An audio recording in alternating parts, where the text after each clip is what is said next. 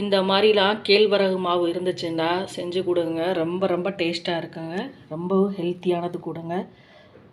School விட்டு வர்ற பசங்களுக்கு இந்த மாதிரி ஸ்நாக்ஸ் செஞ்சு கொடுத்தீங்கன்னா ரொம்ப விரும்பி சாப்பிடுவாங்க. அனைவருக்கும் வணக்கம். நம்முடைய சேனலை சப்ஸ்கிரைப் பண்ண எல்லாருக்குமே ரொம்ப ரொம்ப நன்றிங்க. இன்றைக்கி மதுரை தங்கமிட்டு சமையலில் என்ன பார்க்க போகிறோம்னா, சூப்பரான டேஸ்டியான ஒரு கப்பு கேழ்வரகு மாவு இருந்துச்சுன்னா இந்த மாதிரி செஞ்சு பாருங்கள். ரொம்ப ரொம்ப டேஸ்ட்டாக இருக்குங்க. கடாயில் ஒரு ஸ்பூன் அளவு நெய் சேர்த்துக்கிட்டேங்க. ஒரு 4-5 முந்திரி பொடிசாக கட் பண்ணி வச்சுக்கோங்க. அதையும் சேர்த்துக்கிறேன். முந்திரி பருப்பு சேர்த்த உடனே லைட்டாக வறுத்த உடனே ஒரு கேரட் இந்த மாதிரி துருவி வச்சுருக்கிறேங்க. அதையும் சேர்த்துக்கிறேன். கேழ்வரகு மாவில் இந்த மாதிரி டிஃப்ரெண்ட்டாக செஞ்சு கொடுத்தோம்னா பசங்க நல்லா விரும்பி சாப்பிடுவாங்க. வீட்டில் உள்ளவங்களும் நல்லா விரும்பி சாப்பிடுவாங்கங்க. கேழ்வரகு மாவு உடம்புக்கு ரொம்ப ரொம்ப நல்லதுங்க. கேரட் லைட்டாக வதக்கின உடனே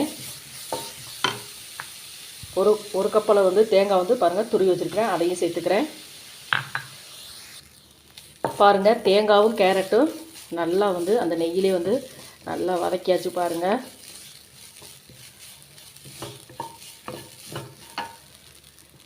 இப்போ இதில் இந்த கப்பில் ஒரு கப்பில் நாட்டு சக்கரை எடுத்துருக்காங்க. 1.5 கப்பில் தண்ணி சேர்த்துக்கிறலாம்.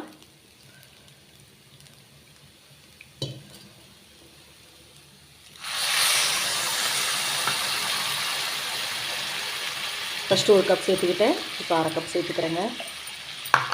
சேர்த்துட்டு நல்லா மிக்ஸ் பண்ணிக்கலாங்க. கொஞ்சமாக உப்பு சேர்த்துக்கிறேங்க. இப்போ லைட்டாக அது கொதித்து வரட்டும்.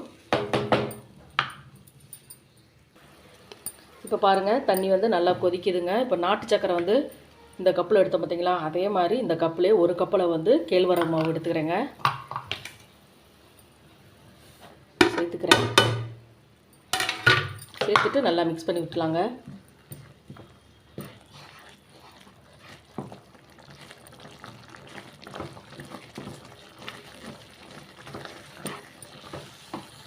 பாருங்கள், கேழ்வரகு மாவு எல்லாமே நல்லா ஒன்று சேர்ந்துருச்சுங்க. இப்போ ஸ்டவ் ஆஃப் பண்ணிவிட்டு கொஞ்சம் நேரம் நல்லா ஆறிக்கிறட்டுங்க. இந்த மாதிரி வாழை இலை இந்த ஷேப்பில் கட் பண்ணி வச்சுக்கோங்க. நல்லா அலசிட்டு எடுத்துக்கோங்க. இப்போ கொஞ்சமாக கேழ்வரகு மாவு வச்சுக்கோங்க. கொஞ்சம் லைட்டாக தண்ணி தொட்டுட்டு அப்படியே ரோல் பண்ணிக்கணுங்க. ரோல் பண்ணிவிட்டு இந்த சைடு அப்படியே மடக்கிக்கிறணும்.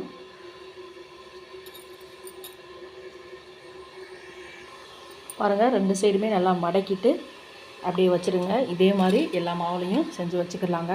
இப்போ இதை நம்ம இட்லி சட்டியில் தான் வச்சு அவிக்க போகிறோம். இதே மாதிரி எல்லா மாவுலையும் செஞ்சு காட்டுறேங்க. பாருங்கள், எல்லா மாவுலையுமே ரெடி பண்ணி வச்சுக்கோங்க.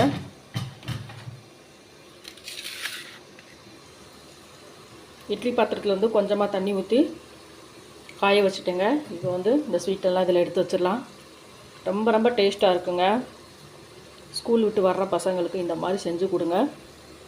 நல்லா விரும்பி சாப்பிடுங்க. டேஸ்ட்டாகவும் இருக்கும்.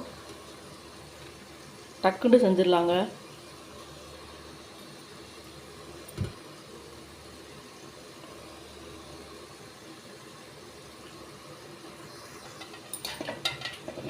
எல்லா ஸ்வீட்டுமே வச்சுட்டேங்க. இப்போ இட்லி மூடி போட்டு ஒரு 1/4 மணி நேரம் அந்த ஆவியிலே நல்லா வெந்து வரட்டும். பாருங்கள், இந்த ஸ்வீட் வேக வச்சு நல்லா 1/4 மணி நேரம் ஆயிடுச்சுங்க. நல்லா வெந்துருச்சுங்க.